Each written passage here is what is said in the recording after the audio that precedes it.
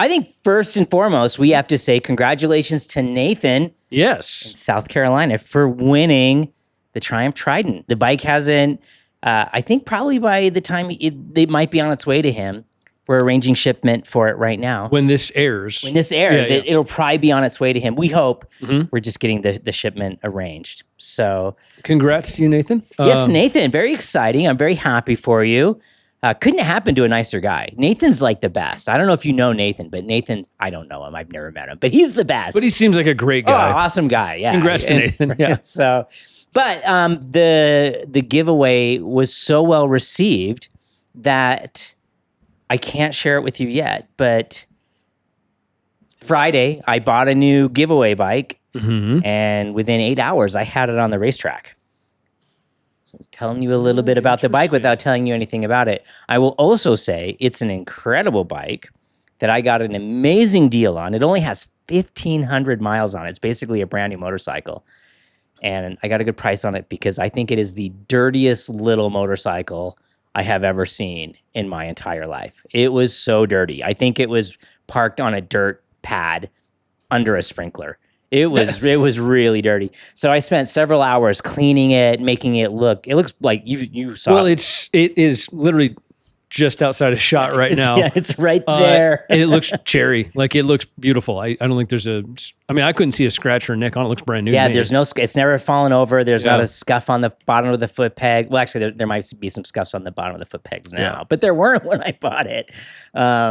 Should we get to announce it at the next episode?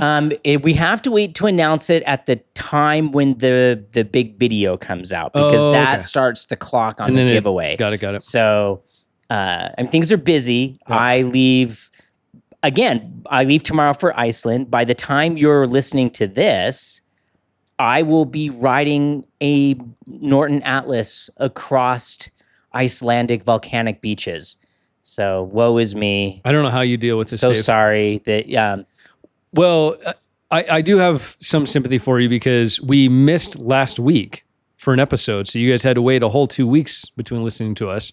But because Dave was absolutely slammed trying to get videos I had to do 2 weeks worth of work in a week because I'm going to be gone for a week. I'll come home, and I'm guessing I'm going to have to get the Norton Atlas video done fast. Pretty quick. To meet the embargo, because an embargo is, it's a date you can't publish before, but to give yourself every advantage to be successful, you have to meet the embargo date, right? Because like to the minute. Like they'll say like the last one I think was 12 p.m. British Daylight Standard Time on Tuesday or whatever it was, which was like 4 p.m., which isn't really the best time to launch a video here, but by meeting the embargo to the minute, I think our video on the Norton Minx is the best performing video in North America on that release. Well, in the embargo, it seems like a silly restriction, but it's actually in everyone's interest. Yeah. To have like a starting gun essentially, because like you mentioned when you did I can't remember if it was the R7 or the Norton, whichever one it was, the reviews kind of go in waves. Right. Yeah. There's usually like the Norton Minx, there were, I think, 11 waves. Oh, that's what it was. Yeah. But I think the R7, there were 3 waves. I was in wave 1, so I had the most amount of time. I mean, that's kind of that's how you know how you rank. Wave 1. So like with the Nortons, I mean, it's a British motorcycle company. So like wave 1 is all the British media. Sure. You would fair expect, enough. right? Like it's totally fair. So like motorcycle, what's the big MCN? Yeah. Those guys have already been there. If you're following them on Instagram, Neve Z's already ridden the motorcycle. He rode the motorcycle like 3 days ago. So you're talking about the Atlas video is going okay. now. So like journalists are riding it today. Got it. I won't be riding it until Tuesday or Wednesday. Today's Sunday, by the way. So yeah, the embargo means we all drop at the same time. First wave, they get the most time to produce their content. Since I'm a small channel, I see myself as a small channel. Mm-hmm. The world stops, and I try to make an exceptionally good video so I can compete with these massive channels that are going there. Like I consider it to be like a real gift that I get these opportunities to go test some of these like the European bikes. Well, right? and I think what I like about the last couple that you've done, it isn't just so many of these. I don't want to just like rag on other groups, but many of them, it's like they put a camera on a tripod, aim it at the bike, and then they just stand and read the spec sheet in front of the camera. And it's like, AI could have done that for me, right. you know? Well, I could have done that, right? Yeah. Well, I mean, not but like you could have done that. You could have just pulled up the website and read the spec sheet. I like when you go into, where does this bike come from? Who's it for? Why do they build it this way? What's the important part? Like, I think some of the information you dove into on the R7 was fascinating. So yeah, I appreciate the fact that the world does stop for you while you make these videos, because I think it's worthwhile. That part, the history part, is the most fun for me, just because, like I have a minor in history. I love, to me, when I buy a motorcycle, I want to know why that bike is cool. What is the history of the bike? We've talked a lot about some of the bikes that we own. We tend to grab MotoGP or bikes from companies that race MotoGP. Yeah. Our Aprilia, for example, was developed by Gigi Dall'Igna, right? With the V4. And you're like, oh, well, if you know what's going on, that makes that bike even cooler. It's a Gigi Dall'Igna bike. So doing the history component of these motorcycles, I find to be really, really fun. And, you may not know or realize, but the Atlas was an original Norton motorcycle from the 60s. So it's not a brand new name. There is history behind the Atlas. And that's going to be a fun little story to tell. Don't spoil it for me. I want to see the video. Yeah. But again, that's usually the part that I get done first, right? In the edit. Because technically you could do the history prior to even. Oh yeah, I've already been doing the research. I'm already I take it seriously. On the flight over there, I will be memorizing the spec sheet, the press materials they send me. So when I get there on the ground, I already know a fair bit about the motorcycle. So I can ask intelligent questions. I know what to look at or what to test the bike on, like if it has a new feature. I mean, that's, I feel like, my responsibility to you, right? Like anybody could just show up there, listen to the press and then just regurgitate that back to you on camera, just point the camera. Like we had the CTO from Norton on a podcast. Yeah, Brian was great. Yeah, he was great. And what I talked to him before we did that podcast was like, your press briefing was so good. Let's just kind of recreate that, right? So like, why do you send a journalist out there if you just point a camera at Brian and have him talk about the thing? You want my perspective. You want my opinions or how I perceive the bike, right? I'm not a racer. So like with the Norton Minx R, I wasn't looking at it through a racer's lens. I was looking at it through, I'm a more of a track day guy and a canyon guy. And this is what I see important in this bike, as opposed to someone who might have multiple championships. He's like, well, under hard braking, blah, blah, blah. It's going to be a different thing. And that's part of why these different outlets exist, right? We don't want to spoil the episode coming up, obviously, with the Atlas. Give us just a quick high-level skim for everyone who hasn't researched this bike already. What is the Atlas exactly? The Atlas is, the simplest and quickest way to explain what it is, and Norton may not like me saying this, but it's the equivalent of a Touareg, except it's a little less off-roady than the Touareg. It has two versions. You get a 19-inch front wheel version and a 17-inch front wheel version. So you get a little bit of like an OG Multistrada thing going on, right? With the 17-inch front wheel. And Multistradas, I think, are misunderstood. To me, a Multistrada has always been like a love child between a supermoto and a superbike, right? So you get like with bags. But it's like a supermoto. It's got the long travel suspension, but sporty wheels and sticky tires, but kind of dirt bike ergonomics. And then you throw luggage on it and it's Multistrada, many roads, right? Yep. And that's what the Atlas is, but two iterations, one with I believe it's a 19-inch front wheel or a 17-inch front wheel. So like I'm going to be going in with questions like, are there frame differences to change the geometry for the different focus of that motorcycle? And if you look at a photo of it, maybe we'll put a photo up of it here. The ones we'll be test riding are this really pretty orange color. I had only ever seen silvers. The orange, I think, looks really good. But it looks a little bit like the OG Multistrada. It has these kind of lunchbox things hanging off on the sides of the gas tank up high, which gives it kind of that much beloved. The original Multistrada had a face only a mother could love. A wet cat? Yeah, it looked like a wet cat with a big forehead. Yeah. But the side of the bike looked really good. And it looks like they built kind of off of the side of the original Multistrada. And I still to this day think the original Multistrada was one of the best motorcycles ever built, aside from it being so delicate. It was very fragile, and the face was a little goofy. Was that Terra Blanche? Pierre Terre Blanche did it. Yeah, the South African designer.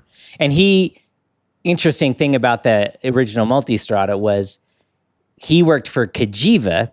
Cagiva used to be bigger than Ducati. Cagiva bought Ducati because they wanted the Ducati motor to put into their Paris-Dakar challenge motorcycle. So your whole Multistrada basically started life with Paris-Dakar DNA. But he built a thing called the Cagiva Navigator. It was basically the very, very first Multistrada. But it had a windshield that was, everybody who wrote it said it was a Guantanamo torture device. That the windshield was it was painful. The wind was awful. So when he made the Multistrada 1000 DS back in 2003 or whatever, he split the windscreen in half. Oh yeah, and it would pivot. So it would pivot, and he did that because he really wanted to make up for the mistake he made with the windshield on the Navigator. Yeah. And it worked great, aside from when you split a piece like that in half and ride it over dirt roads, it breaks. Yeah, it ain't gonna last. It doesn't last very long. So yeah. So you're flying to Iceland, and you're gonna ride this thing over all manner of different roads and stuff, off-road as well, or just on-road? Yeah, the off-road looks like a dirt road, not anything too aggressive, which I'm okay with that, because if you look at the weather report in Reykjavik right now, it has been about 45 to 50 degrees, which is that's like 15 degrees Celsius-ish.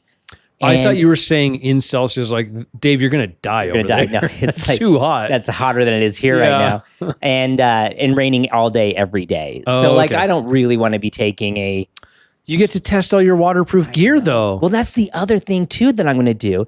Because I made a little bit of a fuss about don't buy Gore-Tex, right? Because Gore-Tex, it's basically, I say, it's the same thing as everything else now because they can't use the long chain carbons to make Gore-Tex the way they used to.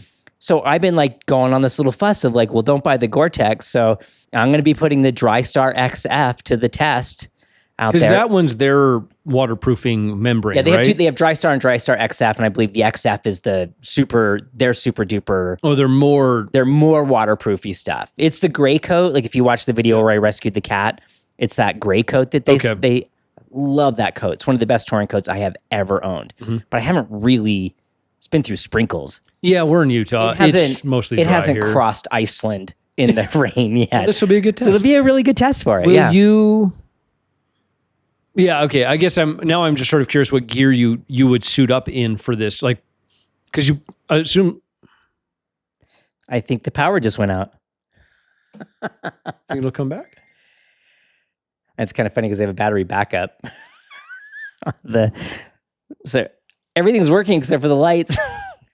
And so if suddenly things look different or sound different to you, we were in the middle of recording the podcast last night when we were having a massive heat wave, a transformer exploded, caught a nearby park on fire, and so we will finish up this podcast because we didn't want to let you down. We missed 1 week, we didn't want to miss another. So Brian, the world's been conspiring against this episode. So it really has. Brian, there's been some exciting new things happening with riders moving seats around.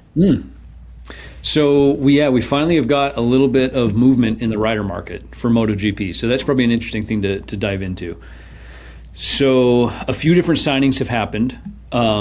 Martin for sure is going to Yamaha. He's for sure going to be teammates with Ayagura, which I think is probably the saddest part of the whole thing, is that Ayagura is going to go to Yamaha. We're going to miss out on that, on him on the Aprilia.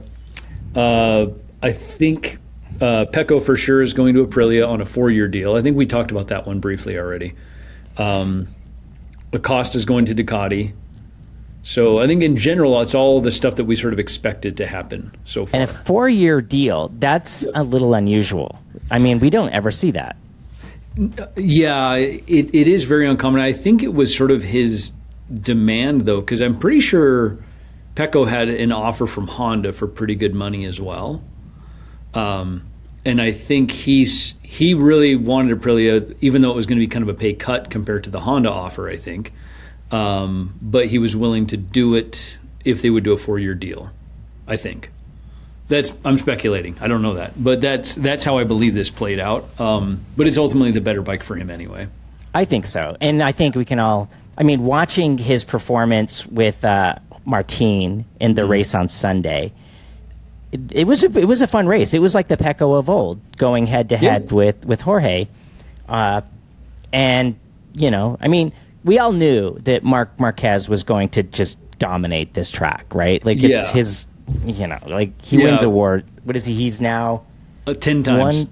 10 times, which is tied with Agostini from 50 years ago. Well, and when Ago did it, it was in an era when he showed up on a factory bike and everybody else was like you and I showing up.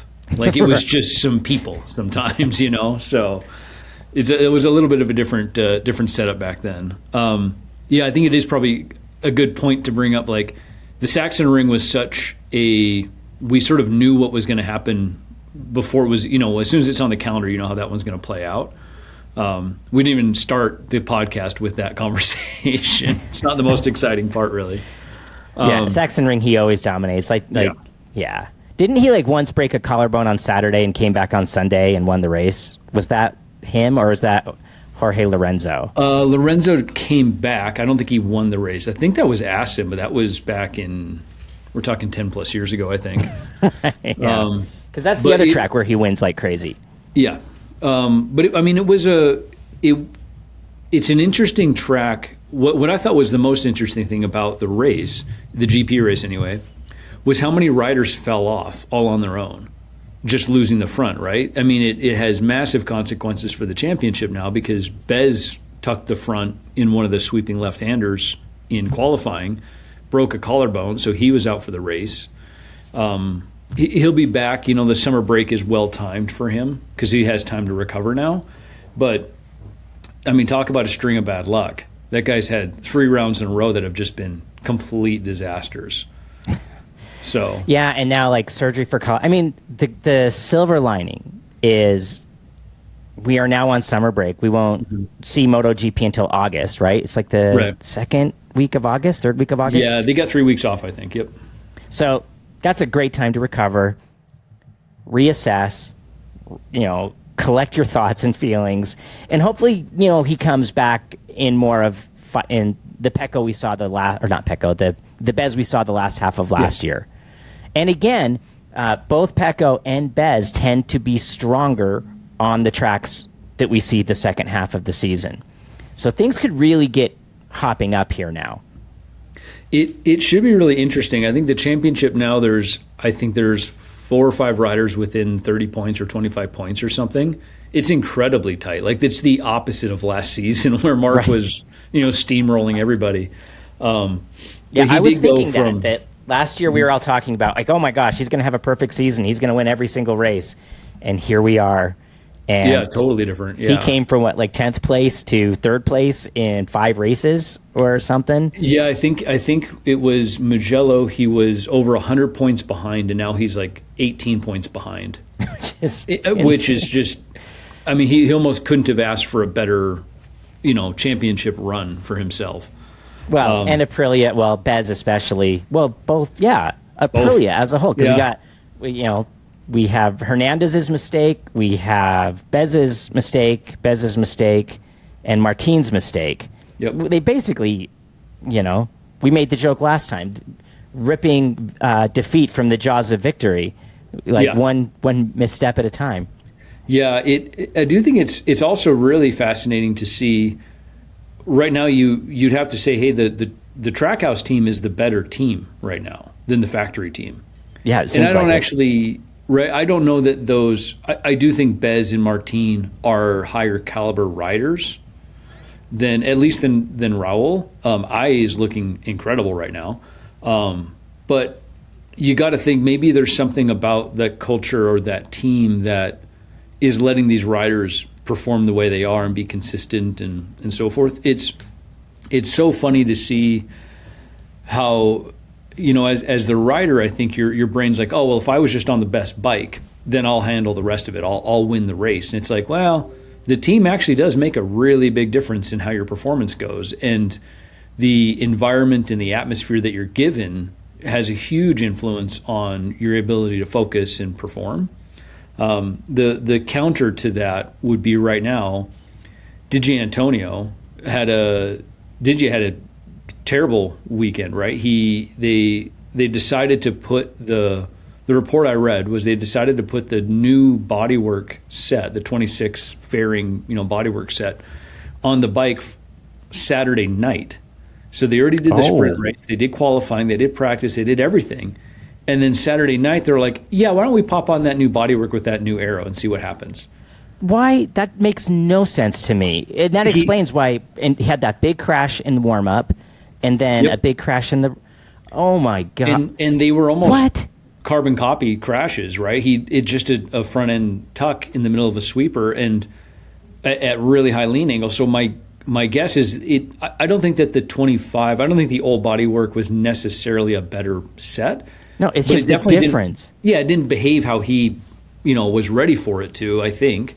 You would think even after the warm-up crash, they'd be like, maybe we should put the old stuff back on. Back. Yeah.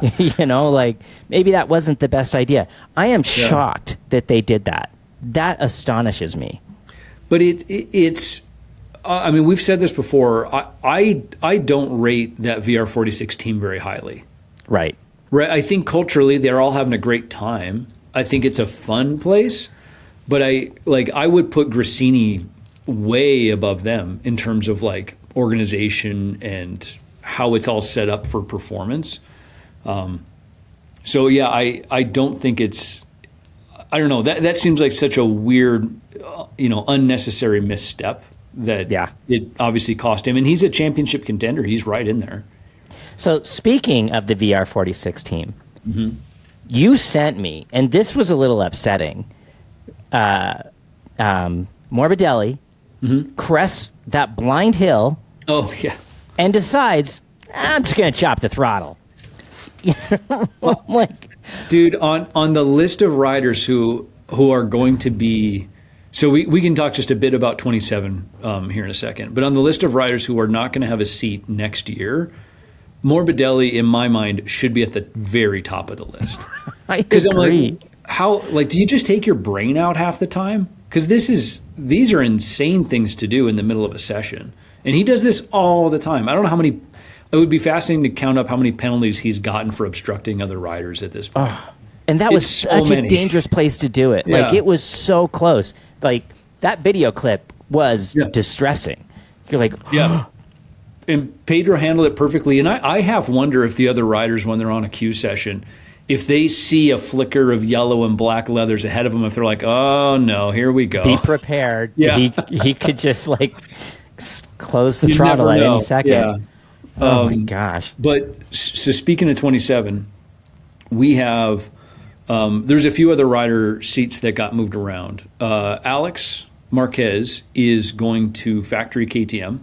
What do you think of that? Do you think, is he going to do well there? I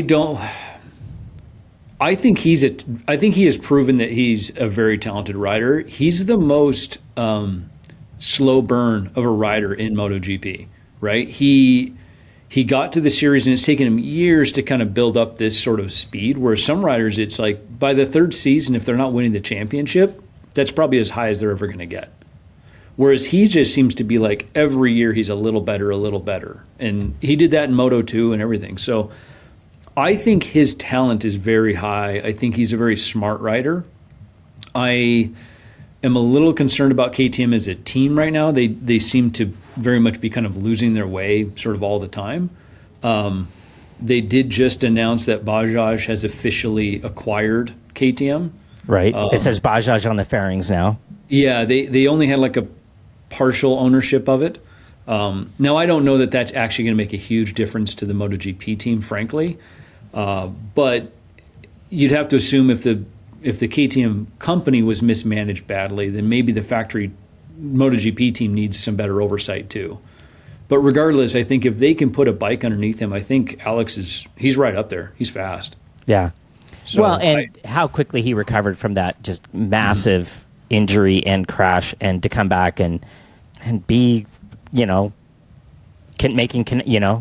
taking swings and connecting. Yeah. Right. Yeah, so I've got high hopes for him. I hope KTM can keep it together and really do what we all have always thought they should be doing.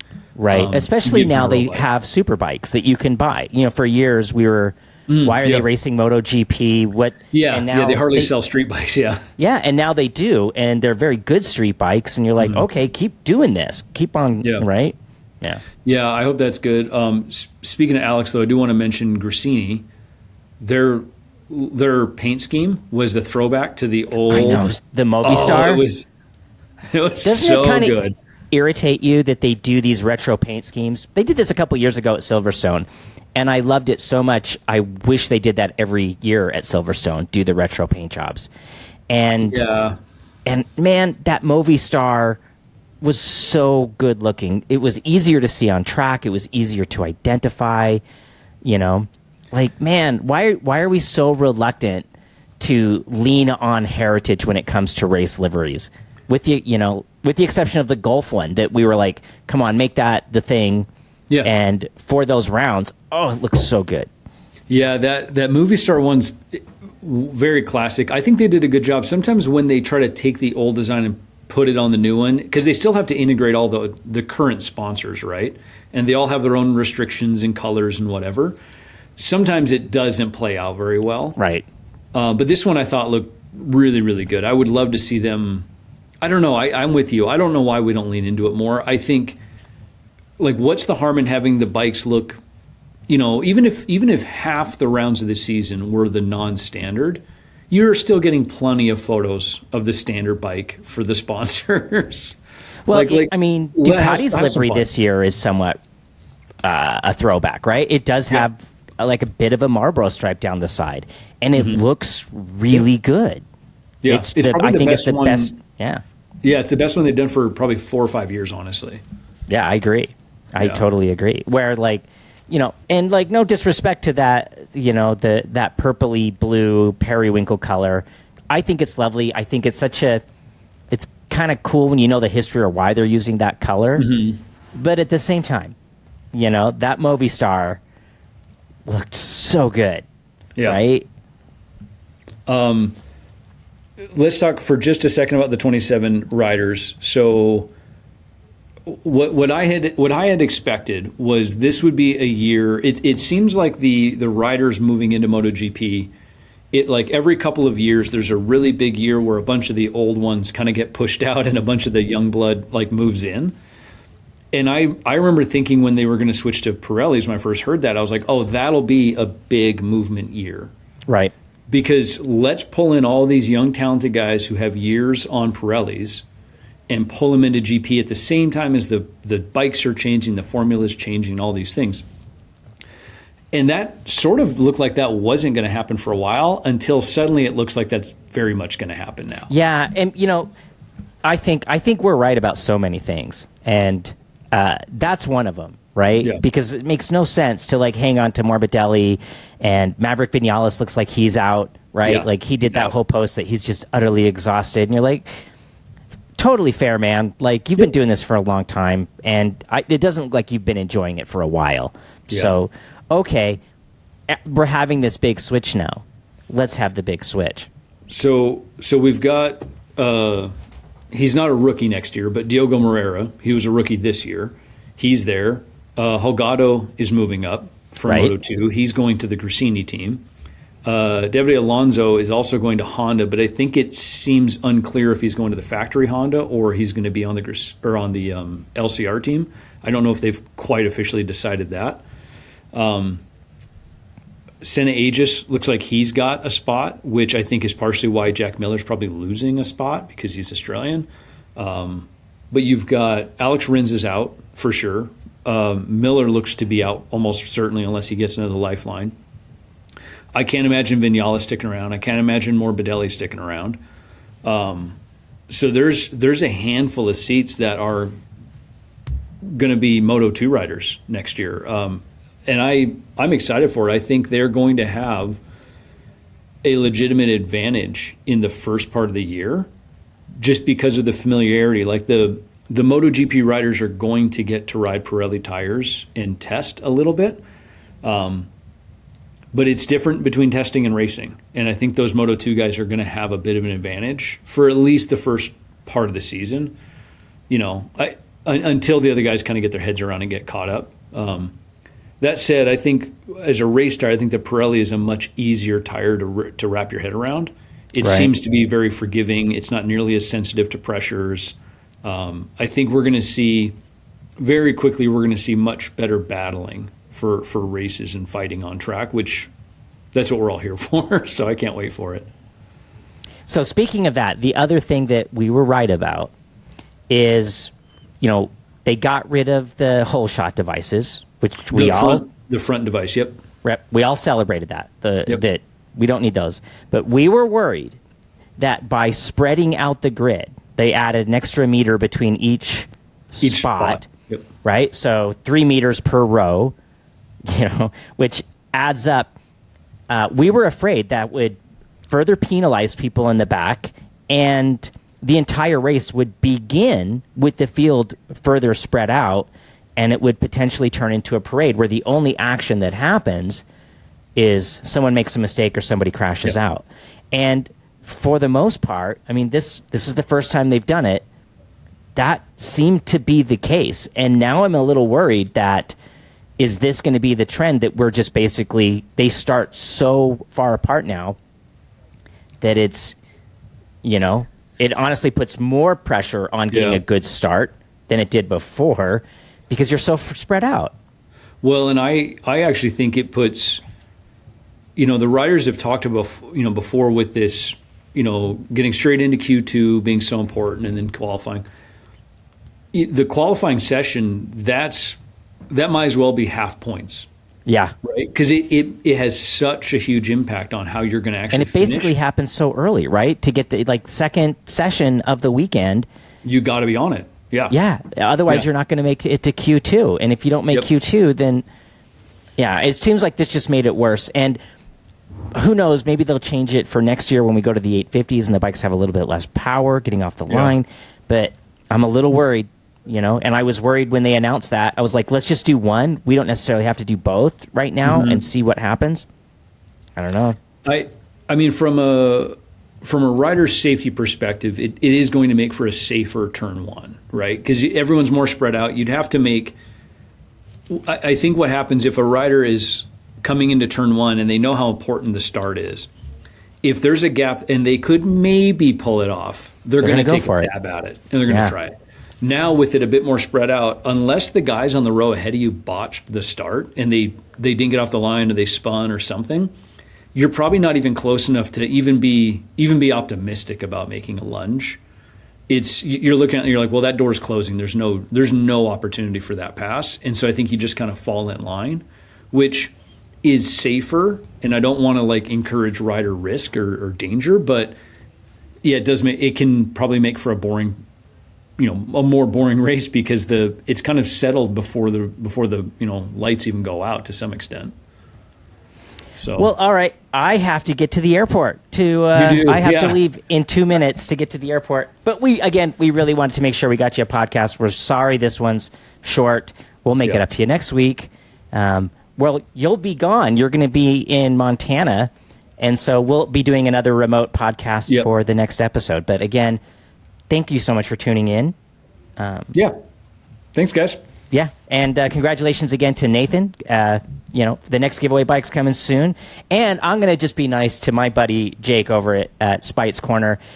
Only 50 people have entered to win his Buell that he's giving away. So if you want to, you can go to fanofthem.com/Spite or Spite's Corner. I don't know which it is, but if you're interested in a really cool Buell Blast, go check out what my buddy Jake is doing. In the meantime, we'll see you next week. Have a good flight, Dave. All right. Well, cheers. Bye.